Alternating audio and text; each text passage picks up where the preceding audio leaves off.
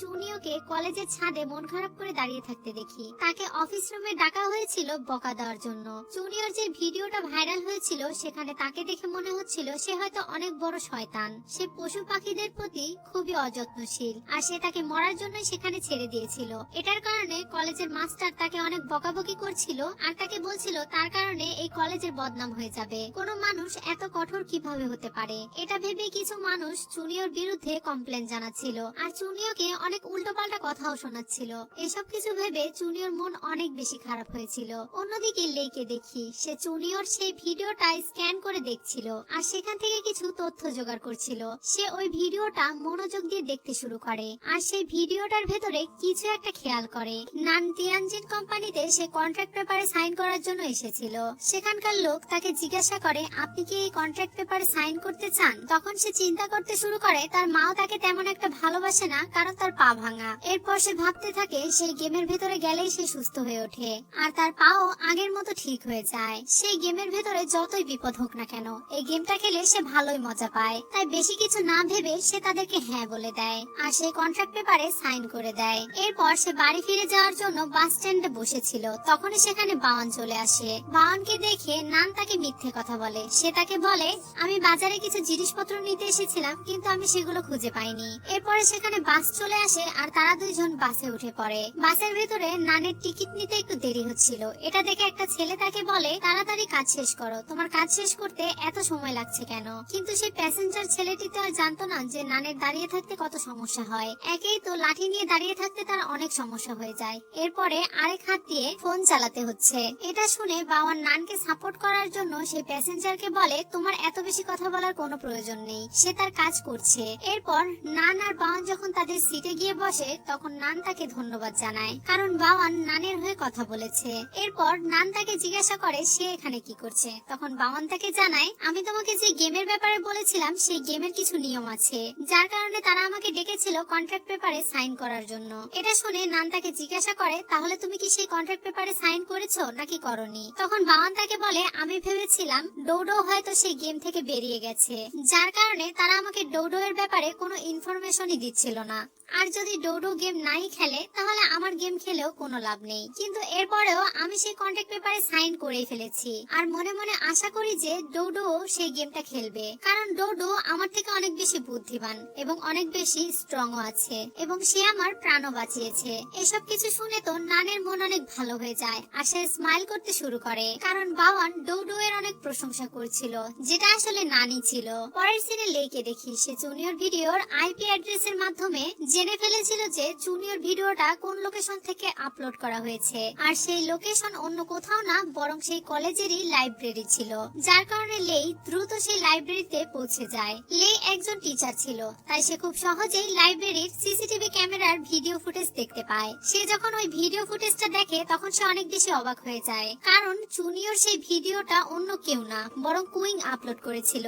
এরপর লেই দ্রুত কুইং এর কাছে যায় আর তাকে বলে আমি জেনে ফেলেছি যে জুনিয়র সেই ভিডিওটা তুমি আপলোড করেছিলে। আমি তোমাকে ঠিকভাবে চিনি না, কিন্তু এরপরেও আমি এটা বুঝতে পারছি না যে তুমি তো জুনিয়র বেস্ট ফ্রেন্ড, কিন্তু তারপরেও তুমি তার এই ভিডিওটা এইভাবে গ্রুপে কিভাবে পোস্ট করেছো? আর তুমি কি এই বিষয়ে শিওর আছো যে জুনিয়র এই ধরনের কাজ করতে পারে যেটা ভিডিওতে দেখানো হয়েছে? এই সবকিছু শোনার পর কুইং একটুও ভয় পায় না আর লেইকে সরাসরি বলে দেয় আমি জানি আমি কি করেছি আর সেই ভিডিওটা আমি ইচ্ছা করেই গ্রুপে পোস্ট করেছিলাম, কারণ আমি জুনিয়র কাছ থেকে জানতে চেয়েছিলাম যে যারা ভীতু মানুষ তারা কি সবসময় একাই থেকে যায়, যেভাবে চুনিও আমাকে একা করে দিয়েছে। পরের সিনে জিয়াংকে দেখি সে বাওয়ানের কাছে এসেছিল কিছু টাকা নেওয়ার জন্য, যাতে সে ওই টাকা হাসপাতালে জমা দিয়ে ইয়ানকে হাসপাতাল থেকে বের করে আনতে পারে। কিন্তু বাওয়ান তাকে বলে আমার কাছে এত টাকা নেই, কারণ আমার বাবা আমাকে শুধু পকেট খরচ দেয়, যে টাকা দিয়েও আমি ঠিকভাবে চলাফেরা করতে পারি না, তাহলে আমি তোমাকে এতগুলো টাকা কিভাবে দিব?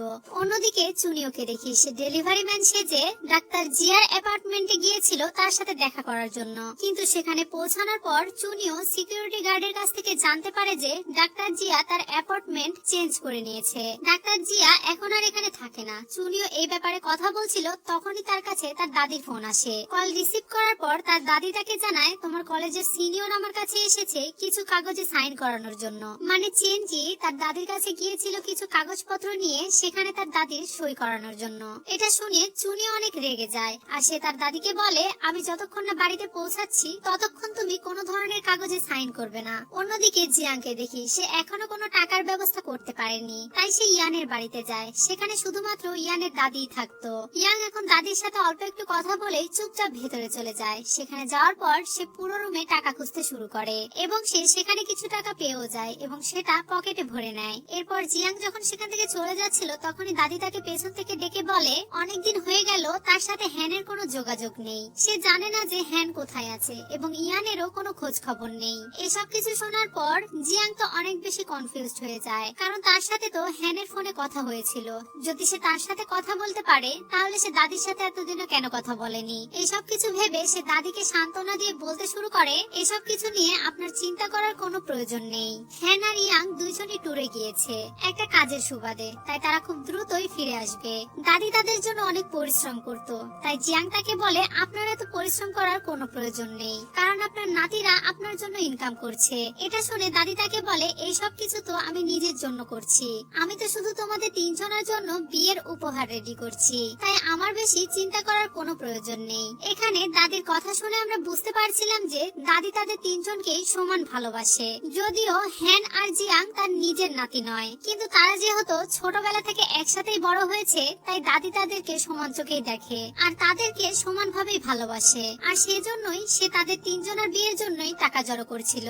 এই সবকিছু শুনে জিয়াং এখন মনে মনে আফসোস করছিল, মনে মনে সে কষ্ট পাচ্ছিল, কারণ একটু আগেই সে যে কাজটা করেছে সেটা একদমই খারাপ। এসব কিছু ভেবে ইয়াং গ্র্যান্ডমাকে বলে আবারও ইয়ানের ঘরে যায় আর যেখান থেকে টাকাগুলো নিয়েছিল সেখানেই পুনরায় রেখে দেয়। শুধু এতটুকুই নয়, এবার জিয়াং এর মানি ব্যাগে যে টাকা ছিল সেই সব টাকা বের করে সে ওখানে রেখে দেয় আর সেখান থেকে চলে যায়। অন্যদিকে চেনজিকে দেখি সে চুনিয়র দাদিকে বলছিল আপনার নাতনি কলেজে এইসব কাজ করেছে, তাই আপনি যদি চান সে অনেক বড় কোনো সাজা না পাক তাহলে আপনি এই কাগজে সাইন করে দিন। এটা শোনার পরে চুনিয়র দাদি তাকে সরাসরি বলে আমি জানি আমার নাতনি কখনোই এই ধরনের কাজ করতে পারে না, তার ব্যবহার একটু কড়া হতে পারে কিন্তু সে এতটাও খারাপ মানুষ নয়, আমি তাকে সম্পূর্ণ বিশ্বাস করি। তারা দুজন এসব কথা বলছিলই তখনই সেখানে চুনিও চলে আসে। চুনিও অনেক বেশি রেগেছিল। সে আসার পর চেনজিকে নিয়ে বাইরে চলে যায় তার সাথে আলাদাভাবে কথা বলার জন্য। এখানে চেনজি চুনিওর সামনে ভালো সাজার নাটক করছিল আর তাকে বলছিল আমি এই সব কিছু তোমার ভালোর জন্যই করছি, তাছাড়া তোমাকে কলেজ থেকে বের করে দেওয়া হবে এবং তোমার ফিউচারও নষ্ট হয়ে যাবে। তখন চুনিও তাকে বলে আমি জানি আমি কি করেছি, তাই আমার জন্য তোমার এত কষ্ট করার কোনো প্রয়োজন নেই। আর আমি জানি তুমি যে কাজগুলো করছো সেসব কিছু ইচ্ছা করে করছো যাতে তুমি অন্যদেরকে ইমপ্রেস করতে পারো, কারণ অন্য কারোর লাইফ ভালো থাকলো নাকি নষ্ট হয়ে গেল এতে তোমার কিছুই যায় আসে না। আর সবশেষে আমি তোমাকে একটাই কথা বলতে চাই, ভবিষ্যতে যত বড়ই ঘটনা ঘটে যাক না কেন তোমার যেন সাহস না হয় আমার বাড়িতে এইভাবে আসার। আমার এটা জানার কোনোই প্রয়োজন নেই যে তুমি কত বড় মানুষ অথবা কত ছোট, কিন্তু এরপর থেকে আমার বাড়িতে আর কখনো এইভাবে আসবে না। এই সিনটা এখানেই কাট হয়ে যায় এবং পরের সিনে লেই আর কুইনকে দেখি। লেই কুইনকে এমন একটা দোকানে নিয়ে গিয়েছিল যেখানে অনেকগুলো বিড়াল ছিল। সেখানে যাওয়ার পর কুইন দেখতে পায় যে বিড়ালটাকে সে রাস্তায় রেখেছিল সেই বিড়ালটা সুস্থ সবল ভাবে এই দোকানে উপস্থিত আছে। এরপর সেখানে ওই দোকানের মালিক আসে আর তাদেরকে বলে এই বিড়ালটাকে চুনিও এখানে নিয়ে এসেছিল এবং চুনিও আমাদেরকে এই বিড়ালটার খেয়াল রাখার জন্য অনেকগুলো টাকাও দিয়েছে। এসব কিছু শোনার পরে কুইন মনে মনে ভাবতে শুরু করে সে চুনিওকে যতটা খারাপ ভেবেছিল চুনিও আসলে ততটাও খারাপ নয়, সে তাকে ভুল বুঝেছিল। চুনিও তো সবার খেয়াল রাখে। এরপর সে তার স্কুল লাইফের কথা মনে করতে শুরু করে যে কিভাবে যখন অন্য ছেলে মেয়েরা তাকে জ্বালাতন করত তখন চুনিও এসে তাকে বাঁচাতো এবং তাদের সবার সাথে লড়াই করত। এরপর কুইন এটাও বুঝতে পারে যে চুনিও তাকে এই জন্যই সেই বক্সের ভেতরে ঠেলে দিয়েছিল যাতে সে তাকে প্রোটেক্ট করতে পারে। এসব কিছু বুঝতে পারার পর কুইন মনে মনে অনেক খুশি ছিল যে চুনিও তাকে অনেক ভালো বন্ধু ভাবে এবং এটার সাথে সাথে সে মনে মনে অনেক গিল্টি ফিল করতে শুরু করে, কারণ তার কারণেই কলেজে চুনিওর এত বদনাম হয়ে গেছে, যেটার কারণে চুনিওকে তো এখন কলেজ থেকে বের করে দেওয়ার কথাও হচ্ছে। এর মানে সে অনেক বড় একটা ভুল করে ফেলেছে। তখন লেই তাকে বলে এখনো সবকিছু শেষ হয়ে যায়নি, এখনো সময় আছে সবকিছু ঠিক করার। রাতে যখন চুনিও হোস্টেল রুমে ফিরে আসে তখন নান তাকে ভালো মন্দ জিজ্ঞাসা করে, তার সাথে সে এটাও জিজ্ঞাসা করে টিচার তোমাকে খুঁজছিল, সে কি তোমার উপরে অনেক বেশি রাগ দেখিয়েছে? এটা শুনে সুবিন তাকে বলে অফকোর্স তাকে অনেক বেশি বকা হয়েছে, কারণ সে অনেক বড় ভুল করেছে। এরপর সে তাদেরকে বলে চুনিওর আমাকে ধন্যবাদ জানানো উচিত, কারণ চুনিওকে কলেজ থেকে বের করে দেওয়া হচ্ছিল, কিন্তু আমার ইনফ্লুয়েন্সারদের সাহায্যে চুনিওকে কলেজ থেকে বের করে দেওয়ার কথা বাদ দেওয়া হয়েছে। এটা শুনে চুনিও এবার চুপ থাকে না না আর তাকে বলে, যদি সত্যি আমি এসব কিছু করতাম তাহলে তোমার বলার পরেও কি আমার সাথে কিছু হয়েছে? একদিক দিয়ে তোমার সব কাজ ব্যর্থ হয়ে গিয়েছে, আর যদি সবাই এটা জানতে পারে যে আমি এই কাজ করিনি তাহলে তোমরা যে ভুল ধারণা সবার মাধ্যমে ফেলিয়েছো সেই সব কিছুর কারণে তোমরা মিথ্যুক প্রমাণ হয়ে যাবে। তোমরা যে এইসব বিষয় মানুষের মধ্যে এত বেশি ছড়িয়ে দিচ্ছ এতে আমার কিছুই যায় আসে না, কারণ এটার ফলে আমি আরো ভালো জানতে পারবো যে কে আমাকে বিশ্বাস করে আর কে আমাকে অবিশ্বাস করে। কারণ যারা আমাকে বিশ্বাস করবে তারা এইসব কিছু দেখার পরেও কিছুই যায় আসবে না। চুনিও তো সুবিনের উপরে অনেক রেগে গিয়েছিল, কিন্তু সুবিনও মনে মনে ভাবছিল চুনিওর মধ্যে অনেক বেশি অহংকার রয়েছে। একে তো আমি তাকে হেল্প করেছি, কিন্তু এরপরেও সে আমার সাথে এই ধরনের কথা বলছে। তাদের মধ্যে এসব কথা চলছিল তখনই সুবিন খেয়াল করে গ্রুপে আরো একটা ভিডিও আপলোড হয়েছে, যেটা দেখার পরে তারা সবাই আসলে বুঝতে পারে যে চুনির কোনো দোষই ছিল না। সেই ভিডিওতে বিড়ালের দোকানদার সবাইকে ক্লিয়ার ভাবে বলে দেয় যে চুনিও ওই বিড়ালটিকে অনেক খারাপ অবস্থায় তাদের কাছে নিয়ে এসেছিল। শুধু তাই নয়, চুনিও আমাদেরকে টাকাও দিয়েছে সে বিড়ালের দেখাশোনা করার জন্য। চুনিও একদমই কোনো খারাপ কাজ করেনি। এই ভিডিওটা এখন সবার কাছে পৌঁছে গিয়েছিল। এটা দেখে সুবিন বুঝতে পারে যে সে চুনিওকে ভুল বুঝেছিল। এই ভিডিওটা কলেজের প্রিন্সিপালও দেখে। এটা দেখার পর সে বুঝতে পারে যে চুনিও কোনো খারাপ কাজ করেনি, তাই সে চুনিওকে কলেজ থেকে বের করে দেওয়ার যে প্ল্যানটা করেছিল সেটা ক্যান্সেল করে দেয়। অন্যদিকে চেনজিকে তার বন্ধু এই ভিডিওটা দেখায় আর তাকে বলে, তুমি কি খেয়াল করে দেখেছো এই ভিডিওটা যে বানিয়েছে তার কণ্ঠটা শুনতে একদমই লেয়ের মতো। এই জিনিসটা চেনজিও ফিল করতে পারে আর ভেতরে ভেতরে অনেক বেশি রেগে যায় আর ভাবতে শুরু করে লেই কেন চুনিওকে হেল্প করছে। এরপর সে নিজের রাগকে লুকিয়ে হাসতে হাসতে তার বন্ধুকে বলে, এটা লেই হতে পারে না, হতেও পারে অন্য কোনো ব্যক্তির কণ্ঠ লেইয়ের সাথে মিলে যায়। অন্যদিকে চুনিওকে দেখি সে অনেক হ্যাপি ছিল, কারণ সে এখন জানতে পেরেছিল যে লেই তার উপরে অনেক বিশ্বাস করে। চুনিও লেইকে এসএমএস করে দেখা করতে বলে। এত রাত হয়ে গেছে এরপরেও লেই তার সাথে দেখা করার জন্য চলে আসে। এরপর তারা দুজন একটা পার্কে গিয়ে বসে আর সেখানে গেম রিলেটেড কথাবার্তা বলে যে তারা দুজন কিভাবে এই গেম থেকে বেরিয়ে আসতে পারে। তখন লেই তাকে জিজ্ঞাসা করে, তুমি কি কাউকে সন্দেহ করো? তখন চুনিও তাকে বলে, না, আমি জানি তারা সবাই উল্টোপাল্টা কাজ করে, কিন্তু এরপরও তারা সবাই সিধে সাদা, তারা সবাই কোনোভাবেই আমাদের ধোকা দিতে পারবে না। এটা শুনে লেই তাকে জিজ্ঞাসা করে, তুমি তো সব মানুষের ব্যাপারে আমাকে বলে দিলে, কিন্তু আমার ব্যাপারে তো আমাকে বললে না, তুমি কি আমাকে বিশ্বাস করো?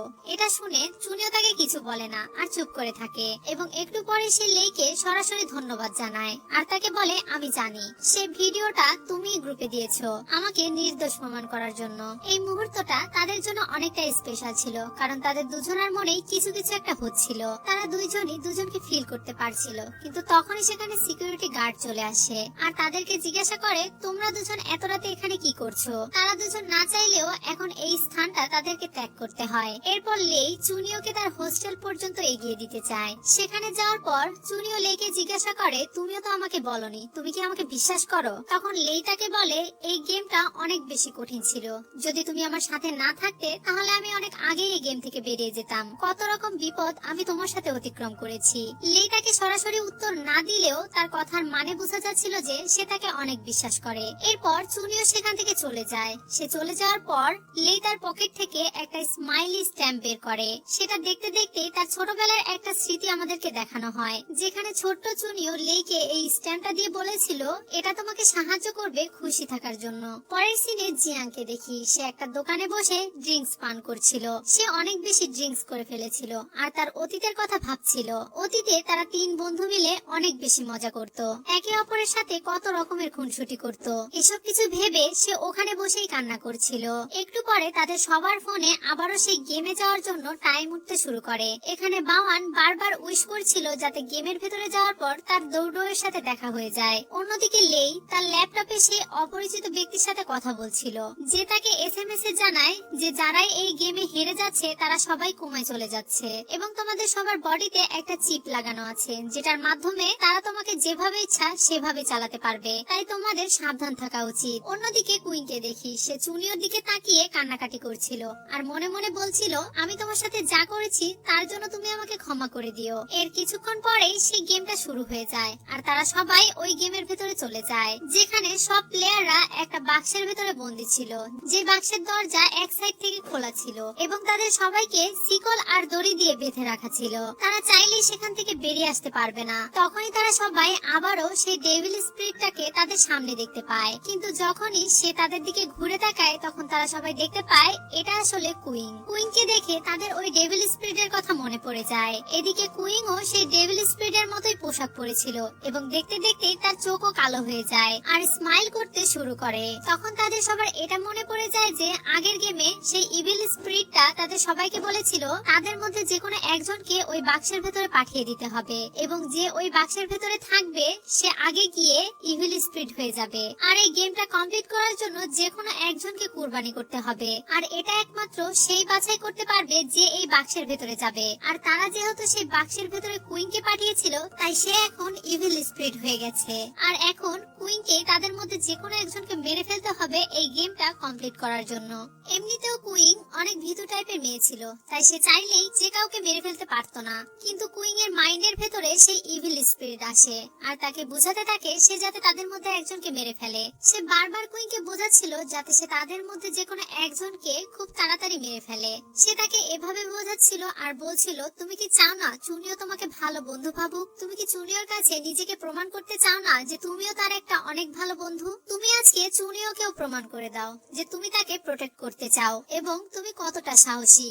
যাও তুমি চুনিওকে প্রোটেক্ট করো এবং তার অনেক ভালো বন্ধু হয়ে যাও। এই লেভেলটাই ছিল স্যাক্রিফাইস করার। তাই কুইন হাজার চেষ্টা করলেও যে কোনো একজনকে তো মরতেই হবে। চুনিও তো সেই ইভিল স্পিরিটের কথা শুনে প্রচন্ড ভয় পাচ্ছিল আর সে ওই ইভিল স্পিরিটের কথা মানতে চাইছিল না, কিন্তু সেই ইভিল স্পিরিট চুনিওর মৃতদেহ তাকে দেখিয়ে ভয় দেখায়, যেটা দেখে তো সে অনেক ভয় পেয়ে যায় আর তার দেওয়া সে চাকুটা হাতে নিয়ে তাদের সবার দিকে এগিয়ে যেতে থাকে। সে তাদের সবার দিকে তাকিয়ে তাকিয়ে দেখছিল। তখন সে ডিসাইড করে সে জিয়াংকে মেরে ফেলবে, কারণ সে সবসময় ফালতু বকবক করে আর সে যদি মারাও যায় তাহলে কারোর কিছু যায় আসবে না। চুনিও ভয়ে ভয়ে জিয়াং এর দিকে এগিয়ে যাচ্ছিল। এটা দেখে জিয়াং তাকে জিজ্ঞাসা করে তুমি কি আমাকে মারতে চাও? তাহলে এসো আমাকে মেরে দেখাও। তখন চুনিও বুঝতে পারে যে এই গেমে তাদের মধ্যে একজনকে বলি দেওয়া হবে আর সেজন্যই কুইন জিয়াংকে মারার জন্য তার দিকে এগিয়ে যাচ্ছে, কিন্তু বোকা জিয়াং এটা বুঝতে পারে না আর সে কুইনকে উল্টাপাল্টা কথা বলে রাগিয়ে দিচ্ছিল। সে তাকে দুর্বল এবং ভীতু বলছিল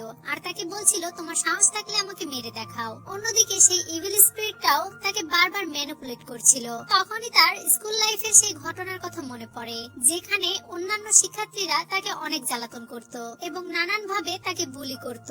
এসব কিছু ভাবতে ভাবতে সে অনেক রেগে যায়, যার কারণে সেই ইভিল স্পিরিটটা এখন কুইং এর উপর পুরোপুরি কব্জা করে নিয়েছিল আর এখন চুনিওর সম্পূর্ণ চোখও কালো হয়ে যায়। চুনিও রেগে যখনই জিয়াংকে মারতে যাবে তখনই কুইং তাকে ডাকে আর তাকে আজে বাজে কথা বলতে শুরু করে। চুনিও কুইংকে বলতে শুরু করে তুমি অনেক খারাপ আর তোমার সাথে এরকমটাই হওয়া উচিত। তুমি এতটাই দুর্বল যে তুমি কারোর জন্য কিছু করতে পারো না। একেই তো কুইং এর ভেতরের রাগ অনেক বেশি বেড়ে গিয়েছিল, কিন্তু চুনিও এখন তাকে আরো বেশি রাগিয়ে দেয় যাতে সে জিয়াংকে ছেড়ে দিয়ে তার কাছে যায়। শুধু এতটুকুই নয়, চুনিও তাকে এসব বলতে বলতে নিজের হাতের বাঁধনও খুলছিল যাতে সে কুইংকে যে কোনো মূল্যে শান্ত করতে পারে, কিন্তু কুইং তার সামনে আর চুনিওকে দেখতে পাচ্ছিল না। সে তার সামনে ওইসব শয়তান স্টুডেন্টদের দেখতে পাচ্ছিল যারা তাকে প্রতিদিন অত্যাচার করত। চুনিও এসব বলতে বলতে তার কাছে এগিয়ে আসে আর তাকে শান্ত করার জন্য জড়িয়ে ধরে, কিন্তু ততক্ষণে কুইং তার পেটে চাকু ঢুকিয়ে দিয়েছিল। কিন্তু এরপরেও চুনিও কুইংকে কিছুই বলে না আর সে তাকে ওভাবেই জড়িয়ে ধরে থাকে